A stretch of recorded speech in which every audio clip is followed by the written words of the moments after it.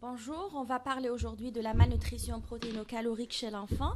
C'est une question très importante que vous pouvez l'inculquer dans pas mal de questions dans votre cursus.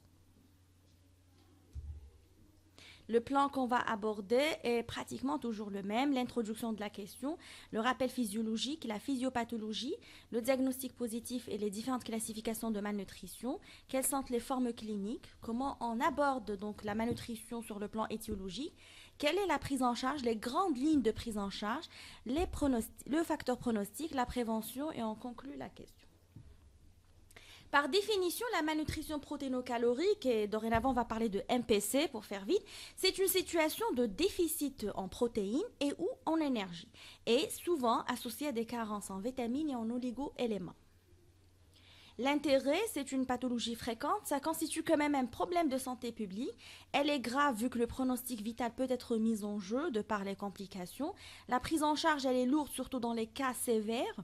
La prévention, elle est possible par un bon dépistage.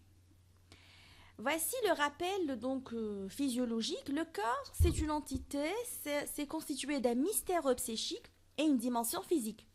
La dimension physique, c'est donc l'égal de la masse grasse et la masse maigre. Les organes qui se réduisent en unités fonctionnelles, la cellule, et la cellule, c'est une structure bien organisée. Elle a, comme on peut dire, une unité centrale de commande, c'est le noyau. Il y a des éléments de transport, il y a des messagers, des seconds messagers, il y a des régulations sur les ports, entrée, sortie, sur commande, la sécurité de la cellule, il y a des territoires, la synthèse, il y a beaucoup de fonctions de synthèse en intracellulaire, notamment les protéines. Il y a un lieu de destruction, il y a l'autodestruction programmée. Tout ça est régi par un mystère, c'est l'ATP. Conséquence de la malnutrition protéino-calorique, donc il y aura beaucoup d'impact de cette dernière. D'abord sur l'immunité. On aura un déficit de l'immunité cellulaire et humorale, déjà de par la synthèse. Sur le plan digestif et hépatique, on a donc une baisse de sécrétion digestive enzymatique, vu que les enzymes, c'est des protéines, une atrophie des muqueuses, parce que la muqueuse doit être fabriquée à base de protéines également. Donc, le foie va essayer de dégrader les lipides, donc on aura une stéatose, une hypoprotédémie, et surtout la baisse des facteurs vitamino-K dépendants que vous connaissez tous, vitamine A, D, K et E. Sur la fonction endocrinienne, on a l'hypothyroïdie, la baisse de l'insuline. Sur la fonction rénale, on a une augmentation de la réabsorption d'eau et de sodium, vu que le système rénine-angiotensin par l'hypovolémie est très stimulé, avec comme conséquence une hypocalémie, une hypocalcémie, une magnésémie, elle sera diminuée et le cuivre également. Et sur le plan métabolique, on cite certains exemples, l'anémie, le déficit en acide folique, l'hypothermie et l'hypoglycémie. Ça, c'est les grandes conséquences de la malnutrition protéino-calorique sur l'organisme. Et si on connaît ça, on peut faire face en corrigeant ces complications. Comment on fait le diagnostic positif de la malnutrition? On se base sur l'anthropométrie, c'est un cours à part et c'est une question basique en pédiatrie. Comment prendre les mesures, le poids, la taille, le périmètre crânien, la bonne technique, comment on les porte sur les courbes de croissance. Il faut savoir qu'il y a beaucoup de courbes de croissance, par exemple la courbe de Stewart et Meredith qui donc classe l'enfant en percentile. La normale, c'est entre P3 et P97. Les nouvelles courbes de l'OMS qui parlent donc de déviation standard. Normal, c'est entre moins 2 et plus 2 déviations standard. Et aussi le Z-score. Et là, on va définir la malnutrition protéino-calorique si le poids est inférieur au P3 si on se réfère à la courbe de Stewart et Meredith, ou bien inférieur à moins 2 déviations standard si on prend les courbes de l'OMS. Voici la classification de la malnutrition protéino-calorique. Dès lors que le poids d'un enfant est inférieur à P3 ou à moins 2, il faut le classer. Est-ce que c'est un Gomez? Est-ce que c'est un Waterloo? Selon Gomez, pardon, selon Waterloo et selon le Wellcome. Et comment on va définir les classifications? D'abord, on commence par le Gomez. Donc, le Gomez, c'est le déficit du poids par rapport à l'âge. L'avantage de cette technique, c'est que c'est facile. On prend donc sur la courbe le poids de l'enfant. Si par exemple un enfant âgé de 1 an, il pèse par exemple 9 kg. On va mettre 9 kg ici, ou bien 7, comme l'exemple est montré ici. Il est à moins 2 par rapport à 1 an, parce qu'à 1 an, il devrait avoir 11 kg. Donc, et là, on va dire par rapport au déficit, le poids idéal P50 qui est 11, moi le poids mesuré de l'enfant qui est 7,5 sur 11 fois 100. Et là, on pourra calculer son déficit.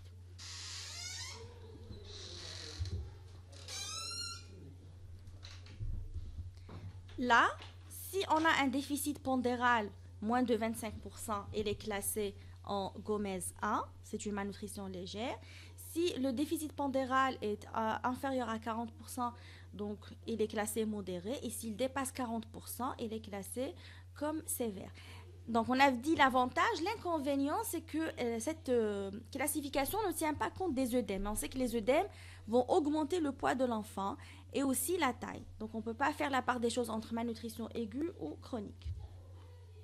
Vient la classification de Waterloo qui, elle, prend en compte en considération la taille, mais toujours elle ne tient pas compte des œdèmes comme élément donc, distinctif. Et là, donc, selon le Waterloo, il faut calculer le poids par rapport à la taille. Donc on prend l'enfant, on prend sa taille, on l'a mis sur la courbe de référence, on voit ça correspond à quel âge et on prend le poids pour cet âge. Donc on va voir des exemples sur l'exercice. Et là, si la malnutrition elle est classée, donc le déficit est à 20%, c'est un Waterloo 1, donc c'est léger. Si entre 25 et 30%, c'est le modéré et au-delà de 30%, c'est le sévère. Et là, dans la malnutrition chronique, vu qu'on prend en considération la taille, si la taille est très touchée, on dit que la malnutrition est chronique. Ça veut dire qu'elle a pris beaucoup de temps pour retentir et sur le poids et sur la taille. Vient la classification de Wellcome qui, elle, prend en considération les œdèmes. Là, on va prendre la classification Gomez et on va voir. Si le déficit est moins de 40%, il y a des œdèmes, c'est un kwashiorkor. Il n'y a pas des œdèmes, c'est une sous-nutrition. Si le déficit dépasse les 40%, c'est-à-dire un 3 Gomez, s'il y a des œdèmes, c'est un marasme kwashiorkor et marasme, ou kwashiorkor marastique. Et s'il n'y a pas de œdèmes, c'est un marasme donc tout court. L'exercice est là pour vous imprégner à utiliser les courbes et pour que vous sachiez comment on utilise les classifications. On prend un enfant de 12 mois, un garçon, qui se présente avec ses parents en consultation pour le motif suivant, c'est des diarrhées abondantes, nauséabondes depuis l'âge de 7 mois. Donc, il fait en moyenne 6 fois par jour. Depuis 7 mois jusqu'à 12 mois, on a dépassé largement la définition diarrhée chronique et 21 jours. Donc, c'est une diarrhée chronique. Les antécédents, c'est très important à rechercher. Il a une cousine diabétique de type 1. Il est donc issu d'une famille avec une condition socio-économique moyenne. Pour ses antécédents personnels, la grossesse est normale. Il est né eutrophique, 3 kg à la naissance. Sa vaccination est incomplète et c'est très important de vérifier la vaccination, quel que soit le motif de consultation des enfants. Sur le plan diététique, vu qu'on est en malnutrition, motif diarrhée chronique, donc il faut détailler sa diététique. Il a été mis au sein pendant 3 mois, puis l'allaitement était mixte. L'introduction des farines était à 6 mois, malheureusement c'est pas avec ou sans gluten. Les œufs, ça a été introduit, jus de fruits et des biscuits. Et vous remarquez qu'il n'y a pas assez de protéines. Il a donc bénéficié de 2 hospitalisations pour bronchopneumopathie avec une transfusion. Sur le carnet, on a 4 mois, donc on vérifie les différentes consultations pour voir ces différents poids et correspond à quel âge. On a un poids de 4 mois, il était à 5 kg. Un poids, donc à l'âge de 8 mois, il avait 6 kg. Et un poids à 10 mois, il avait 7 kg. Donc il y a vraiment il y a une cassure déjà de la courbe, il n'y a pas une grande prise pondérale. On sait que normalement, à 1 an, on triple le poids de naissance. Et là, il ne fait même pas 9 kg. Son examen clinique, il pèse 6 kg. Sa taille est de 72 cm. Il a une pâleur cutanéo-muqueuse avec un bon état hémodynamique. Il est en hypotonie. Il présente des œdèmes des extrémités, un pli de dénutrition, surtout au niveau des fesses, une déshydratation extracellulaire estimée à 7%. En fait, vous savez, l'extracellulaire, c'est l'excavation des globes, la fontanelle antérieure qui sera déprimée et un pli cutané. Maintenant, voici les questions qu'on va les corriger au fur et à mesure en avançant dans notre cours.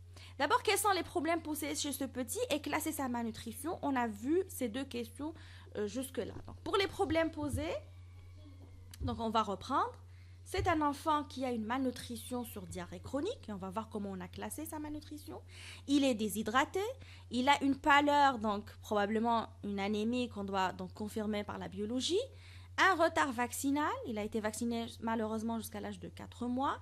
Et on déplore la faible durée de l'allaitement maternel. Il a été mis au sein que pendant 3 mois. Et la mauvaise diversification. Donc on a noté qu'il y avait la ration protéique, elle est très diminuée chez ce petit. Maintenant, comment on va classer sa malnutrition? Voilà. Ça, c'est les courbes en déviation standard de l'OMS. Garçon de la naissance à l'âge de 3 mois. Donc, on a les courbes du poids, les courbes de la taille et le périmètre crânien. On va se concentrer sur le poids. Voici en abscisse l'âge, d'abord en mois, puis en année, 12 mois, 24 mois. Et en coordonnées, vous avez les différents poids. On reprend, c'est un enfant qui a 1 an et qui pèse 6 kilos. Donc, on va calculer 2, 3, 4, 5, 6. Voilà, 6 kilos pour 1 an.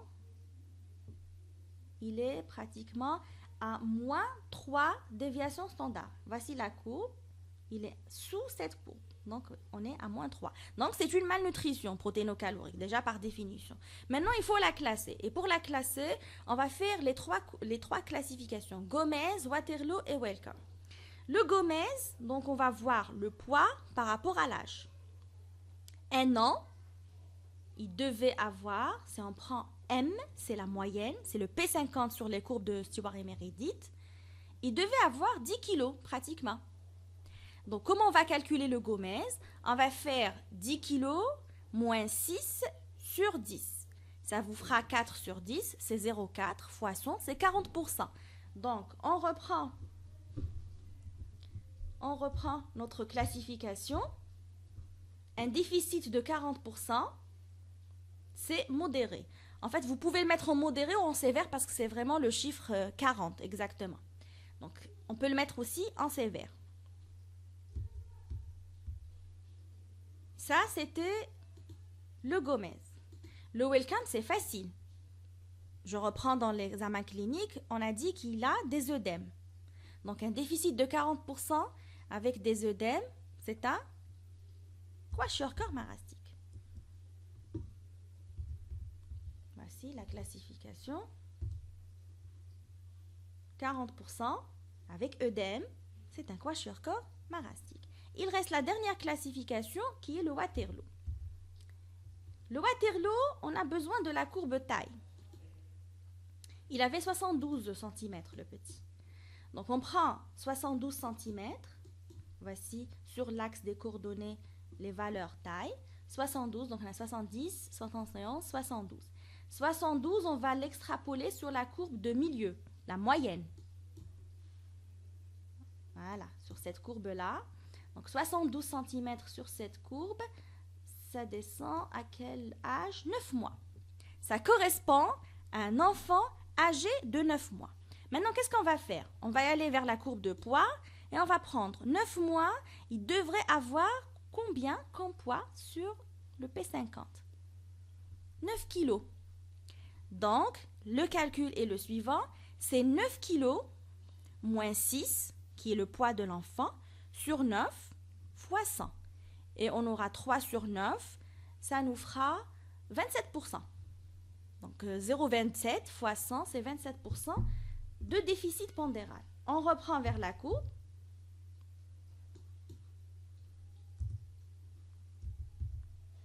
Voilà, un déficit de 27%, il est entre 25 et 30. Donc c'est un Waterloo 2. Donc si on va classer en récapitulatif notre enfant, il a un Gomez 2, modéré. Il a un Wellcome kwashiorkor marastique. Et sur Waterloo, il est classé en 2. J'espère que ça a été clair. Maintenant, on repasse à notre question théorique. Quelles sont les formes cliniques de malnutrition protéinocalorique? Et on va vous présenter surtout les formes sévères qui nécessitent une hospitalisation et qui posent beaucoup de problèmes dans la prise en charge. D'abord, le marasme. Le marasme, c'est une situation où le déficit pondéral dépasse 40% sans qu'il y ait des œdèmes. Il est dû à un apport alimentaire en énergie insuffisant et l'installation, elle est longue par rapport au kwashiorkor. Il y a une émaciation, ça veut dire une fonte des muscles, donc on a une amyotrophie, disparition des boules de Bichat au niveau du visage, donc des joues. Il y a des replis de dénutrition sur les cuisses, on va voir sur des photos par la suite. L'enfant, sur le plan général, il est apathique, il y a une tristesse, il y a une atteinte de la peau et des fanères, mais qui est modérée si on la compare avec le kwashiorkor. Et si on fait un bilan de métabolique, donc de malabsorption, on a des perturbations modérées en comparant avec le kwashiorkor. Le kwashiorkor, le déficit pondéral est situé entre 20 et 40% avec des œdèmes. Les œdèmes sont des œdèmes carentiels et ça prend le godet comme les œdèmes d'allure rénale. Il y a une amyotrophie, mais qui est cachée parfois par les œdèmes. L'anorexie, elle est très marquée, l'apathie aussi. On a une hépatomégalie, une distension abdominale, des lésions cutanéo-muqueuses, des dépigmentations importantes, une desquamation, des fissures, le muguet et les troubles de Fanner. Le bilan donc de malabsorption est très perturbé. Là, vous notez une hypoalbuminémie qui peut être sévère, une anémie importante, un cholestérol qui est très bas, l'hypoglycémie, l'hypocalémie, etc. Comme on l'a vu dans la physiopathologie, toutes les carences peut avoir cet enfant, on pourra les retrouver. Et bien évidemment, il faut toujours faire un âge osseux chez ce petit pour voir est-ce qu'il y a un retard de l'âge osseux et rechercher également les signes de déminéralisation osseuse, l'ostéopénie et les signes de rachitisme. Les formes cliniques, on a toujours la troisième forme qui est aussi sévère, c'est le kwashiorkor marastique. C'est l'association entre les signes de kwashiorkor et les signes de marasme. Et par définition, c'est quoi? C'est le déficit pondéral chez un enfant qui dépasse 40% avec la présence des œdèmes. Ces formes-là, les trois formes qu'on a citées, c'est les plus graves. Heureusement, elles deviennent moins fréquentes. Mais on note la fréquence élevée des formes modérées, ce qu'on appelle entre parenthèses l'hypotrophie. C'est les stades 1 et les stades 2 de Gomez. C'est des déficits qui ne dépassent pas 20%, mais qu'il faut les dépister en consultation, car si on les laisse évoluer, ça va aller vers les complications, vers les stades les plus graves. Voici certaines photos qui vous montrent des nourrissants, des jeunes nourrissants, avec donc un marasme. Vous voyez que dans le marasme, il y a l'émaciation très importante. Voici donc la fonte des muscles fessiers. Et vous voyez comme il y a des plis, et ça c'est les plis de dénutrition et pas des plis de déshydratation, même au niveau donc des membres supérieurs. Voilà. Et là c'est encore plus grave avec un thorax très décharné. On voit pratiquement, il y a comme la peau sur les os. Donc on voit pratiquement les côtes avec donc des lésions cutanées, des lésions des muqueuses. On a dit que les complications sont d'ordre infectieux, d'ordre cutané. Et là, c'est la distension abdominale.